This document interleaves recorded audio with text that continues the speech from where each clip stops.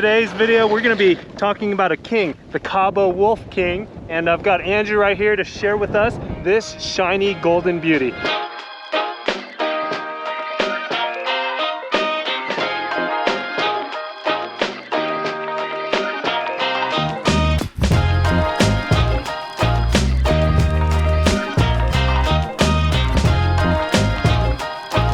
Andrew, tell us about the Kaabo Wolf King. Yeah, the Kaabo Wolf King is just the next version of the Kaabo Wolf Warrior 2 or 11 plus, how other people see it. The only thing that's really changed is it's a 72 volt system.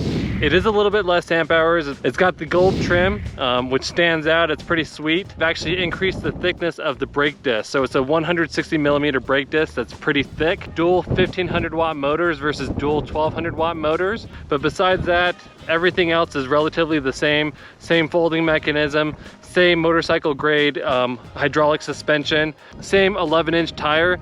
You can choose between an off-road or a street tire. Today we have the street tire version on it. Andrew has been riding this a lot. We'll be doing a speed test, we'll be taking it off-road, and we're just gonna take it through its paces and tell you what we love about it, what can be improved, and who this scooter is for, all right? So stay tuned, let's get riding.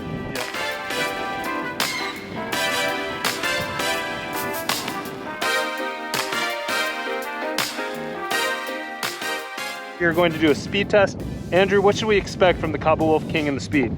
Well, I would expect to hit at least 55 miles per hour. I've done it the other day on a cold day, about 40 degrees. So I'm hoping to hit the 60 that is stated on there. Well, technically they state 62 miles per hour.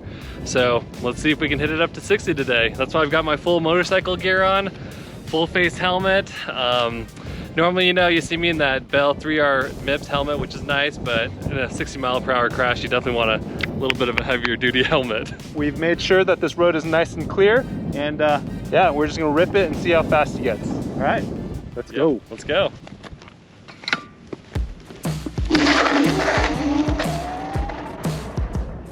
All right, so that sounded like some pretty torquey acceleration. We'll see what Andrew has to say.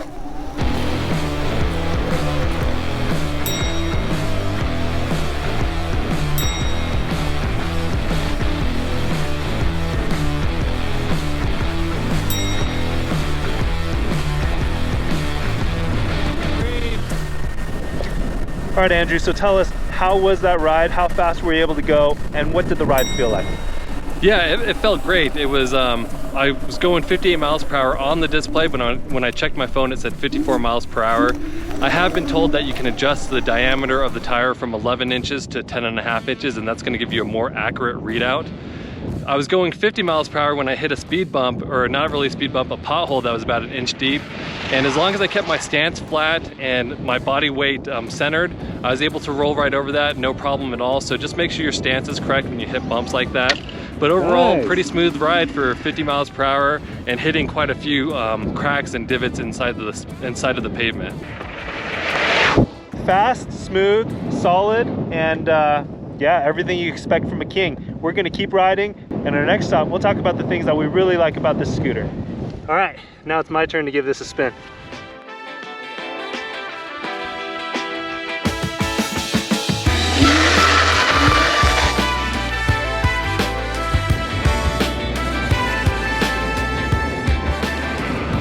Very impressive. A lot of power on this King.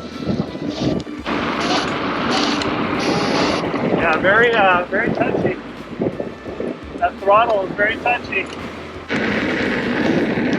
Yeah, I don't know how fast I'm going while I'm riding this thing, but when I'm full throttling it, even on second gear, I'm white knuckling this thing. This thing is intense. Got a lot of power. There is a lot of power in this. Stem is solid. You've got this dialed down, but there is no play in this. This is a solid stem. I will say the anti-lock braking is growing on me. You can hear it here. I'm gonna brake, and you're gonna hear the anti-lock braking go. You know, it takes a little getting used to if you're not accustomed to that.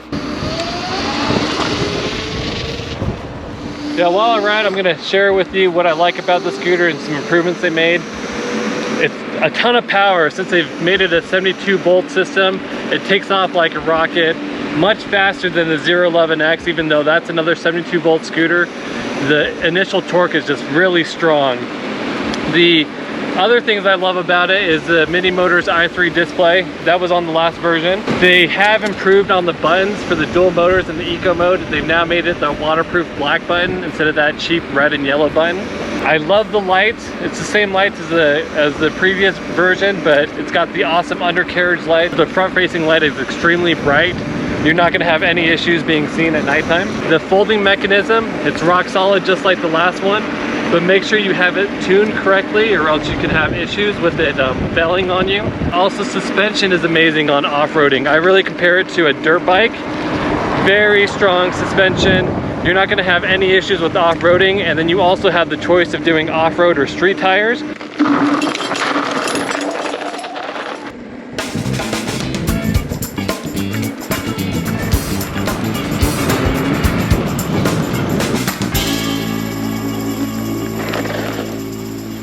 So yeah, some drawbacks to the Kaabo Wolf King is they didn't put as big of an amp hour battery in it, so I got 27 miles of range, but I was hammering on the throttle. I was going mainly above 40 miles per hour, trying to hit the top speed of 55 miles per hour.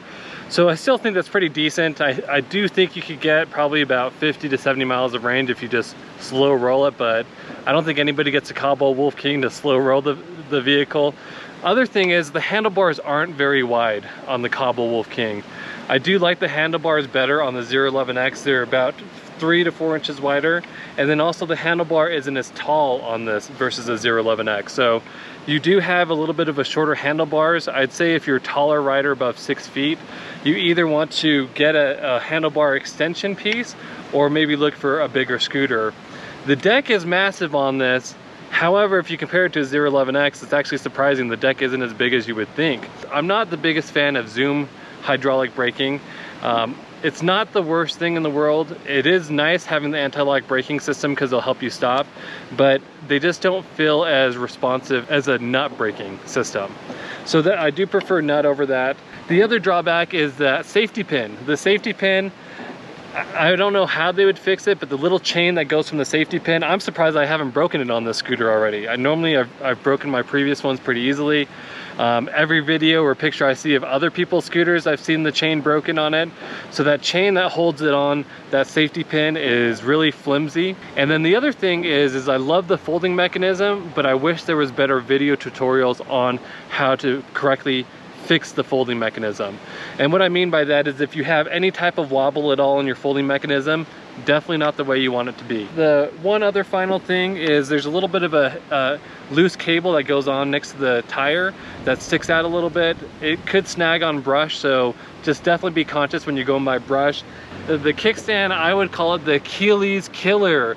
And what I mean by that is I've seen that cut a lot of people and they just don't realize it. They'll go to take off, they've got their foot planted, and there's a big metal piece right here that will cut you. And I definitely think that it's something they could improve on, but I know why they have it is to make it easier to kick. You know, coming from someone who's more of a conservative rider, this is a very powerful scooter. Of course, you can always go into the P settings, right? And adjust the scooter to your liking. The way that we have it tuned right now, it's to Andrew's liking, who is an adrenaline junkie. And for me, it's a little too touchy, a little too sensitive, and a little too torquey. But it's good to know that you can have the torque that you want, the power that you want in this scooter. But if you're more of a conservative rider, you can also turn it down. It's a very solid scooter. Once you have it all set up, that stem is solid. Felt really good to ride. I really enjoyed this powerful scooter, and this is coming from a conservative rider. When a lot of people ask me, what do I choose, the 011X or the Kaabo Wolf King? They're almost identical to me. The only thing that's really the biggest difference is the 011X has a bigger, wider handlebars and a bigger deck. So it's much better for the larger size people, where this one is gonna have you take off a lot faster. So they both have the same top speed from what I tested, and we're gonna race them here soon. So stay tuned for that. Make sure you subscribe for the next race that we actually do race the Kaabo Wolf Warrior versus 011X. And we also got the Bronco coming to race it too. So we're gonna have 3 72 volt monsters racing. To me, the Kaabo Wolf King does take off faster, but it doesn't have quite as high of a top end as 011X. Whereas 011X, doesn't take off as fast, but it has a higher top end and you're gonna be able to get higher speed. So we'll do that as a full ride testing and we'll show you guys exactly what you guys are wanting to see. We really look forward to racing these monster scooters that we're getting our hands on. If you guys have something you want to see, you want this scooter raced against a particular model, let us know in the comments below and we'll see if we can't fit that into a future video. In our last review of the Kaabo Mantis Pro SE, we talked about a stem wobble problem that we're having. I just wanted to tell you how we were able to resolve this. We had a lot of people reach out to us saying that they've never had stem wobble at all in the Kaabo Mantis. That's from Ginger on Wheels, and also from Tyler Miller. Both of these guys are really critical people, so I trusted them because normally they call out companies when things are an issue. So what I did find was that it was kind of my fault. What happened was when I first got the Kaabo Mantis, there was a little bit of stem wobble and I assumed it was just like the 010X, the Apollo Pro. All of them have a little bit of stem wobble, but what I did find out was if I just would have actually fixed that bolt to begin with, I would have never had issues. So because I didn't fix that bolt to begin with, there was always some wobble and it actually ended up shearing that bolt inside of the stem mechanism. So Voro sent me a new one. After replacing it, there's no stem wobble at all. The key to this whole thing is as soon as you get your Kaabo Mantis is to make sure that you adjust that so there is no stem wobble. And as long as you adjust it from the very beginning, you should be good to go and you shouldn't have any issues. I've had people with thousands of miles tell me never had any stem wobble issue.